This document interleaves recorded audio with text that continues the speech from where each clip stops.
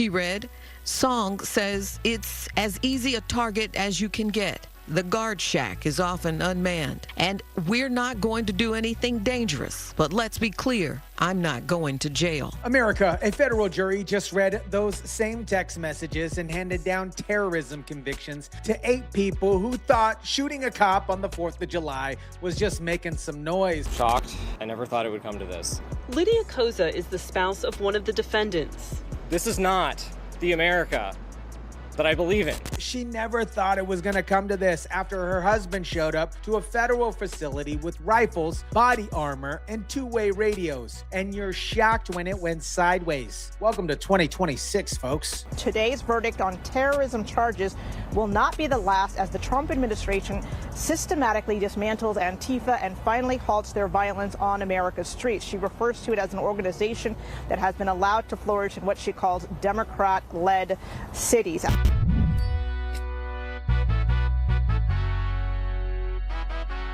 What is up, guys? Tyson, DeLaCruz here. Thank you so much for rocking with me. We've been covering this story when it first broke, and now that the jury has spoken, 8 terrorism convictions, 1 attempted murder, and a whole lot of family members who need somebody to explain to them what body armor's for. Quick recap to anybody who missed the original coverage on this, because these terrorism charges and this terrorism charged video was posted about 3 months ago, and this case just wrapped up. A group organized by Benjamin Song showed up at the Prairieland ICE Detention Facility on the 4th of July. They told each other that they were staging a demonstration to make some noise. What they actually brought were multiple rifles, pistols, two-way radios, and body armor. That's not a protest kit, my friends. That is a tactical loadout. When facilities employees called police officers responding, Song, he opened fire. An Alvarado police officer was shot in the neck. Luckily, thank God that he survived. Song then ran and hid in the woods before being caught. His supporters helped him evade capture, and that cooperation is how several of them ended up as co-defendants. 8 of the 9 defendants on trial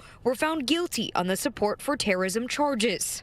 Only 1 defendant, Benjamin Song, the one who shot a police officer, was convicted of attempted murder. 8 terrorism convictions on top of 1 attempted murder. That wasn't just Song, that was a whole network. The whole network was legally on the hook. 8 convicted of terrorism. 1 attempted murder. And before the defense attorneys started crying overreach, all 9 of them showed up to the federal detention center armed like they were expecting a firefight. The jury saw what they did. 12 days of testimony, 15 hours of deliberations. This wasn't rushed. Here's where the "it was a noise" protest defense completely falls apart. And I mean, absolutely completely. Federal prosecutors had the Signal group chat, every single message. And Susan Kent, one of the co-defendants who took the plea deal, sat on the witness stand and read them out loud to the jury.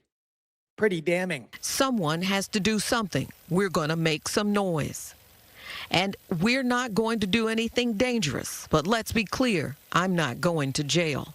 Later in her testimony, U.S. Attorney Sean Smith asked Kent which of the defendants she believed were part of Antifa. She responded, naming Benjamin Song and several others. I am not going to jail. Before the attack, then shot a cop and hid in the woods for a week, then went to jail. Chat, you genuinely cannot write a better self-own than that. A man pre-announced his own worst outcome in a group chat, then delivered on it absolutely perfectly. She coordinated with others to help Song get out of the wooded area where he'd spent the night hiding to avoid capture. She read from the group's Signal message chats, which took place leading up to the incident. She read, Song says it's as easy a target as you can get. The guard shack is often unmanned. They scouted the location in advance. Guard shack is often unmanned. Isn't something you know unless you've obviously been watching here. That's surveillance, pre-attack, reconnaissance mission, not a spontaneous noise demonstration like they're claiming. You don't casually know that the guard shack is often unarmed unless somebody physically went there to check it out. This was a planned situation. The jury obviously understood that.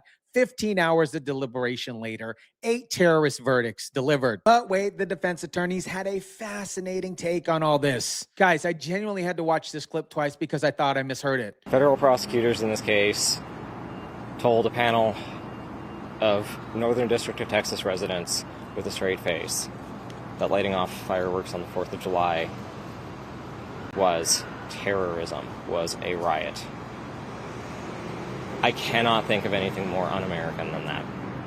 And I cannot think of anything more inhumane than the horrors that ICE is inflicting through its state terror on our communities. She described fireworks on the 4th of July while skipping the part entirely about rifles, pistols, body armor, and a shot police officer. Lighting off fireworks on the 4th of July. Just fireworks, you guys. Totally normal 4th of July activity. Everything about this trial from the beginning has proven what we have said all along.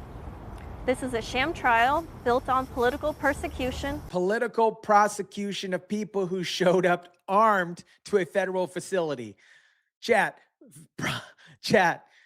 political prosecution of 8 people who brought rifles and body armor to a federal facility, whose ringleader pre-announced in the group chat that he wasn't going to jail, then immediately ran into the woods after shooting somebody in the neck. This case was overcharged, in my opinion. It was indicted improperly. I just know Marty and Danny was just very emotional because we don't know what is ahead. The terrorism charge isn't overreach. It is a legal consequence of providing material support to a designated domestic terror organization. Overcharged Susan Kent, their own co-conspirator who flipped, signed a plea agreement specifically for material support of terrorists. She described herself in that specific way, under oath, the same jury that just convicted 8 of those people. The prosecution didn't reach for terrorism. The defendants basically unfolded a piece of paper and handed it to them. And then outside the courthouse, supporters chased down the vans carrying the convicted and chanted. Of course they did. As the prisoners left the courthouse, supporters chased down the vans and chanted, "We love you! We see you! We love you!" They chased the vans. I don't even have a joke for that. They physically ran after the transported vehicles like they were trying to catch an Uber. This is the network that called itself organized enough to take down a federal facility, and they chased down vans on foot. This case is the first U.S. government Antifa-related prosecution. In a statement, ICE Director Todd Lyons said, quote, "Let today's outcome serve as a warning. Those who target federal officers with intimidation, ambush tactics, or political violence will be investigated, prosecuted, and held accountable." First off, words matter because it means the precedent is now set. First ever, think about what that means, guys. For years, Antifa operated in cities across America with 0 federal prosecution. We're talking about Portland, Seattle, Minneapolis. They burned federal buildings, attacked officers, organized violence, and local Democrat prosecutors looked the other way miraculously. This verdict changes the legal architecture here. Now there's case law. Now there's a conviction that says showing up armed to a federal facility, shooting an officer, and coordinating through encrypted messaging apps qualifies as domestic terrorism. Every future Antifa cell knows what the ceiling actually looks like here. Some witnesses described as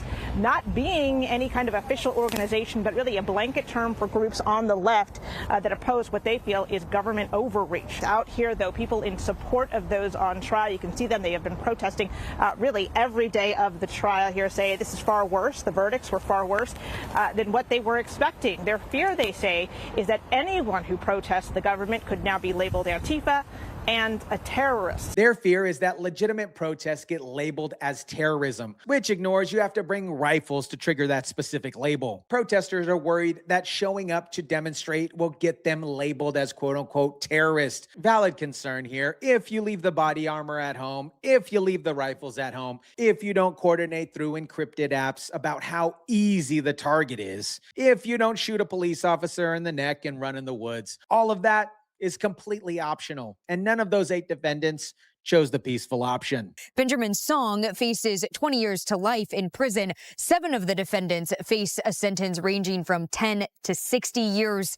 And Daniel Rolanda Sanchez Estrada faces up to 40 years in federal prison. The sentencing range is wider than their families expected because the conspiracy was deeper than what they initially admitted. 20 years to life for Benjamin Song, 10 to 60 for the others, sentencing in June. And here's what Pam Bondi made crystal clear. This isn't a one-off. The Trump DOJ is treating this verdict as a template, not a conclusion. America, here's the thing that nobody's saying. Susan Kent cooperated. She named names. She read text messages. She described a network who spontaneously decided to shoot off fireworks near a federal facility while wearing body armor. That is a lot of connected people in a single operation, and the encrypted signal chats, the pre-attack surveillance, the coordinated escape routes after the shooting, that's not disorganized activism.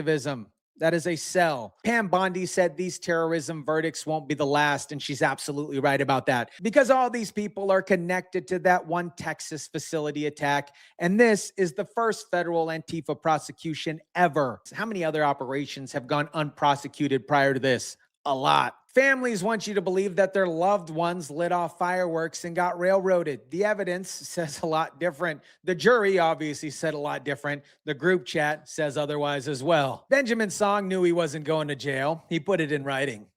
Well, I guess he was wrong. Let me know what you think about this. Drop it down in the comment section down below. Smash the like button if you kindly would. Share, subscribe, and as always, guys, I'll catch you on the next one.